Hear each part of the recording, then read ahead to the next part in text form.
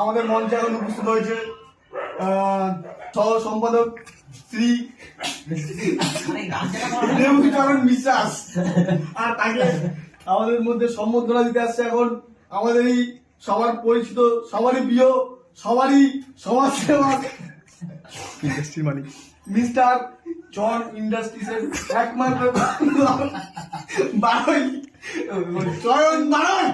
চলো হাতে দাও সবাই।